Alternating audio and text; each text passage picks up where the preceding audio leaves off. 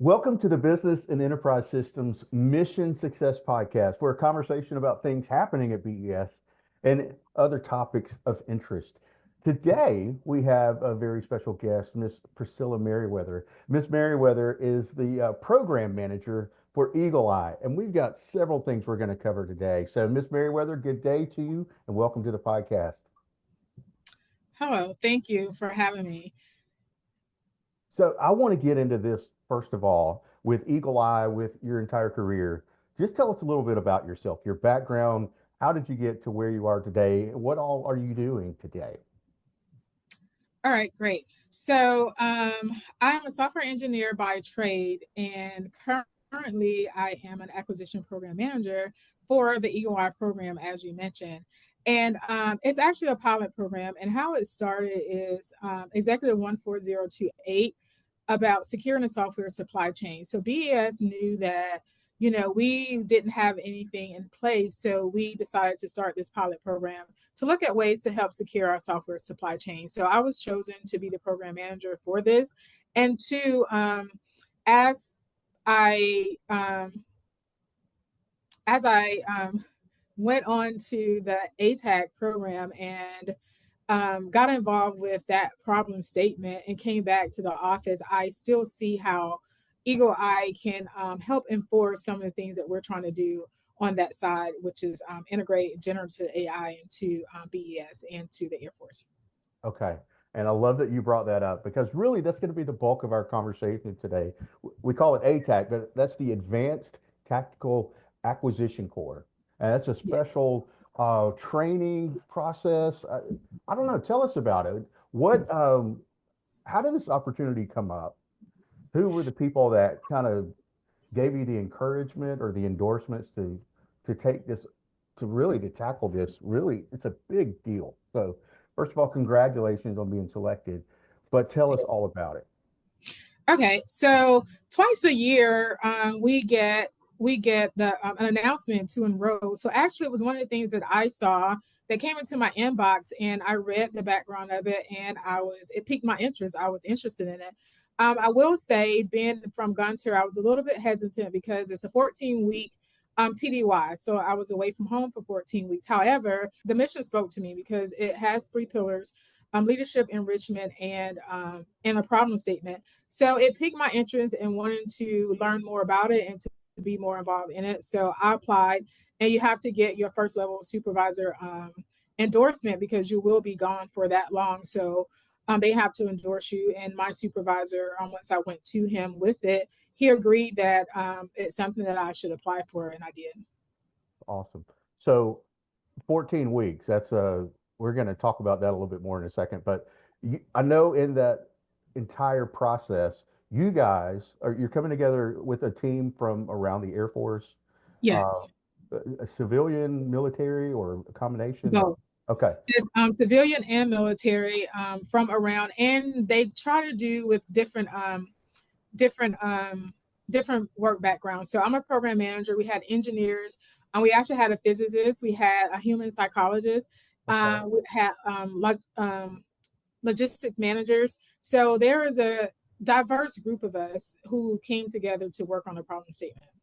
Now you talk about this, you've got this great cohort with a team from all over the Air Force, civilian and military, and you're coming together to solve this real world problem. So, what was the problem you guys were working on together as a cohort? Okay, so first of all, we were the first cohort. Cohort 17 was the first cohort to have two problem statements, and they both had to do with generative AI. So we, as a cohort, had to combine the problem statements to make it to one solvable problem statement. So essentially, what we boil that problem statement down to is how can AFLCMC accelerate innovation and stay competitive through a trained and equipped workforce utilizing Gen AI tools at the appropriate security level for their task. So that was a mouthful. However, it's a real problem, right? Because That's we why it took you know 14 weeks to work on it. absolutely, absolutely. And um we know that Gen AI is picking up in industry, right? And so for Air Force and for DoD, it's like, hey, we can't stay behind the curve. Like, we got to move forward. So that was the real thing that we were trying to solve for AFL-CNC. Okay. So you've got this cohort, and this is not like going to summer camp or picking teams on the playground. So what was it like to gather with a group of people? You mentioned a physicist and a psychologist, much less, engineers. You've got this diverse group of people. So how did you guys come together at such a large scale to build a team to determine who would play which role, or um, really who the decision makers would be? You've got a group of leaders, and whenever you get a group of leaders together, who emerged? How did you guys play nice? Let's just put it that way. All right. So I will say the cohort organizers, Rich Tillman and Hillary Tebow. So since this is the 17th cohort, they have some lessons learned. So they've already structured to where each week everyone gets to be a team leader for a week. So Gotcha. we just had to choose our week. So that kind of solved that problem. Yeah. All of us leaders, not trying to take over and do it, do all the work. So each one of us had a week to lead. And so from that, again, because it's a diverse group of leaders coming together, we did have to go through the normal stages of organizing, norming, forming, and of course the storming, right? But once you go through that, we left. I mean, I think we all left as, that was a memorable experience for all of us. We left as being able, knowing that we have someone out there in other organizations that we can reach to, and that we went through this experience together. Right. So this all work and no play, or did you guys have downtime? How did you interact outside of the project? Okay, so absolutely, we had downtime. So the enrichment part. So during the enrichment part, it was three of us who weren't from Wright Pat. So this takes place at Wright Patterson. So there was three of us who were not from there, and they have two cohorts a year. Typically, the first beginning of the year, they have more people from outside of Wright Patterson, Mhm. and as the funds dwindle down, they have to cut on the TDY fund. So then they have it's less people from outside. So that's why during this cohort, it was only three of us from outside. However, it was a total of 9. The other 9 of them who were from Wright Patterson, they were still from different organizations. So they did not know each other. So still, although they worked on the same base, they did not know each other. So they all came together.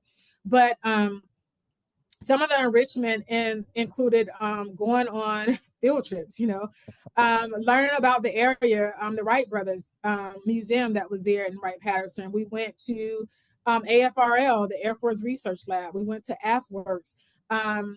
During this time, there were 2 trips to DC to outbrief the Honorable Hunter at the Pentagon. And while we were there, we did a heritage tour for Mhm. some of us who had not been, to DC to see, the heritage that was there in DC. So there are definitely opportunities to get some enrichment in the learning, and to have fun. On the weekends were ours. There were a couple of weekends where I were able to come back home. Of course, that was at my expense, but I Right. was still able to come back home. So on the weekend belongs to you. However, you're there to do a job. So as long as you get your studies, because there is homework involved, because again, we have such short amount of time to get something done, but you do have your free time as well. Mhm. And do I understand this was August to November, correct? That's correct. Okay, Yes. so you're a few months out from this. Do you still have any contact with others in your cohort? Do you guys keep in touch or collaborate still, or how does that work? So yes, we still have a group on Teams, and 2, I believe that we were the first cohort to have outbrief past our time. So our time officially ended November 22nd, so literally the week before Thanksgiving. Yeah. And there were a few outstanding things that, because of what we were doing, Lieutenant General Shipton was interested in some follow up. Like, she'd given us some people to talk to, and she was interested in an outbrief on how that happened. You know what happened with that. So after the holidays, we met again, I think twice, as a cohort, as time permitted. Not everyone, had the time once we were dispersed back to our work centers, but there were a few of us who were able to join in and do an outbrief. So our work shows the importance of what we were doing. And two, there are a few of us that still keep in contact, via cell phone. I check in with a few of them often. Yeah. You mentioned these three pillars of leadership, enrichment, and problem statement. So uh, can you go a little bit deeper into those and what did that look like um, throughout the 14 weeks? Okay, so the problem statement is the one that brings us together and brings us together and what we have to work on these 14 weeks. But the enrichment and the leadership skills and classes that we get help build us as individuals and to help us with our problem statement. So, for instance, for 1 week, we went to the University of Tennessee with one of the instructors from their business department there at Tennessee, and there we met three additional people that were from that was from industry. One, a guy worked in the logistics for, not software supply chain, but in the supply chain for Target. We met a communications guy that had a local radio station there, Halloran Hill, and we met the CEO, or no, one of the former CEOs of Bush's Baked Beans, but he was a family CEO. So we had those opportunities to interact with people from government industry, from the outside industry, and all of that interaction with them gave us nuggets on, how to be leaders in our own right, and also gave us nuggets on helping with the problem statement that we had. Gotcha. I know as we've been uh, swapping messages preparing for this episode, you mentioned something about leadership philosophy. So how Yeah. did this shape your leadership philosophy? Uh, do you come back after this 14 weeks with a different perspective or with a sharpened perspective on leadership? Discuss that. Yeah. So certainly a sharpened perspective on leadership. I've taken some other leadership classes that the Air Force has afforded me to take. And it kind of had me thinking in a way on how I like to lead, and to just my personal philosophy on, how I interact with people. But these other classes, kind of put the keys, the puzzle together for me. Mm. So we all had to do a leadership philosophy. And so after research on leadership philosophy, I realized that my leadership philosophy is situational, because I believe everyone is individual. Every obstacle, every problem is unique. However, there may be some things that tie them together. So I like to assess the situation, understand the facts about it, and make a decision. Now, as I do in my personal life, once I make I make a decision based on the information I have. And two, I understand that some decision has to be made quick. And as a leader, you have to be equipped enough to know that there's just some skills you have to be able to think on your feet, right? And to own it, right? We don't get it right all the time, but sometimes a decision has to be made. And as a leader, that falls on you. And two, leadership is all about being a follower, being servant leaders to the people or the processes that you're over. That's in your line of responsibility.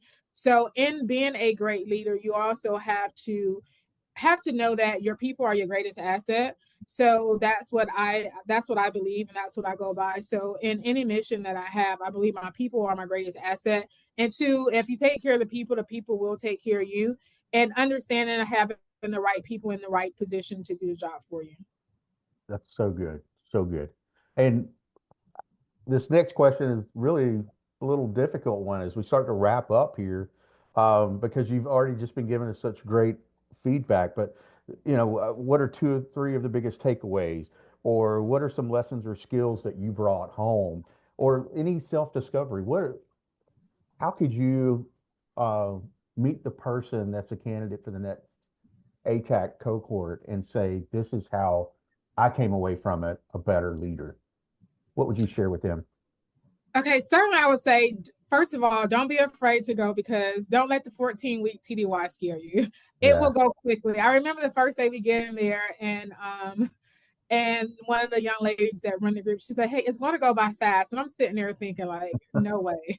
Um, but it actually did go by fast. So I would say don't let that, don't let that be a hindrance to you, number one.